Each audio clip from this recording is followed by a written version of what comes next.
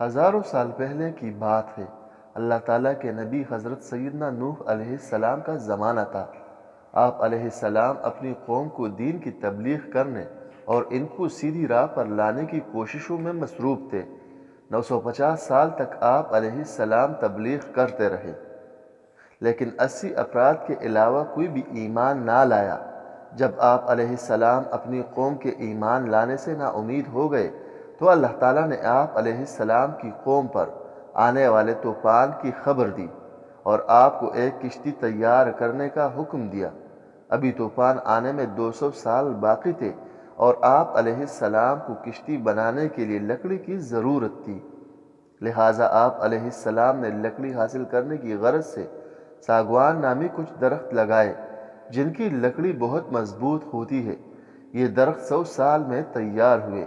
اس کے بعد آپ علیہ السلام نے ایمان لانے والوں کے ساتھ مل کر دنیا کی پہلی کشتی بنانے کا کام شروع کر دیا۔ اس دوران آپ علیہ السلام کی قوم کے برے لوگ آپ علیہ السلام کو طرح طرح سے ستایا کرتے اور دل دکانے والی باتیں کرتے تھے، لیکن آپ علیہ السلام صبر سے کام لیتے رہے اور ان لوگوں کی باتوں پر توجہ دیے بغیر کشتی کی تیاری میں لگے رہے۔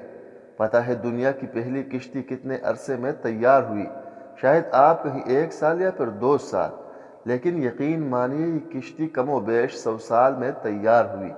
آپ سوچ رہے ہوں گے کہ آخر اتنا عرصہ ایک کشتی بنانے میں کیوں لگا؟ اس کا جواب آپ کو تب ملے گا جب ہم آپ کو اس کشتی کی خوبیاں بتائیں گے۔ چنانچہ دنیا کی پہلی کشتی کی چند خوبیاں یہ بیان کی جاتی ہے۔ یہ کشتی ایک قول کے مطابق 300 گز لمبی، 50 گز چوڑی اور 300 گز اونچی تھی۔ کشتی کا آگے کا حصہ مرغے کے سر جیسا اور پچھلا حصہ مرغے کی دم جیسا تھا، جبکہ نیچے کا حصہ کسی پرندے کی پیٹ کی طرح تھا۔ کشتی کو تارکول یعنی ڈامر کے ساتھ لیپا گیا تھا۔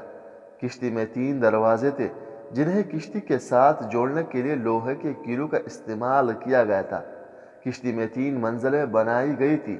سب سے نیچی والی منزل درندوں، پرندوں اور حشرات الارض یعنی زمینی کیڑوں کے لیے تھی۔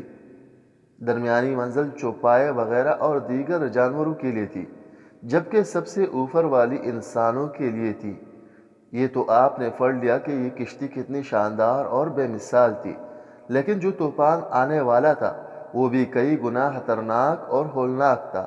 اس طوفان کے آنے کی نشانی یہ تھی کہ حضرت نوح علیہ السلام کے گھر کے تندور سے پانی ابل کر باہر آنے لگا۔ چنانچہ جب ایک دن حضرت نوح علیہ السلام نے تندور کو ابلتے دیکھا تو پرندوں، جانوروں اور مومنوں کو کشتی میں سوار ہونے کا حکم فرمایا اور سب کشتی میں سوار ہو گئے۔ طوفان کی شدت میں اضافہ ہونے لگا، اتنی زوردار بارش ہونے لگی کہ زمین کئی جگہوں سے پھٹ گئی اور اس میں پانی نکلنے لگا۔ 40 دن تک یہ بارش ہوتی رہی، یہاں تک کہ 40 گز اونچے پہاڑوں کی چوٹیاں بھی پانی میں ڈوب گئی۔ کشتی میں موجود افراد کے علاوہ کوئی زندہ نہ بچا۔ تقریباً 150 دن یہ کشتی مسلسل سفر کرتی رہی۔ اس دوران جب یہ کشتی عرب شریف پہنچی تو وہاں اس نے خانہ کعبہ کے گرد 7 چکر بھی لگائے۔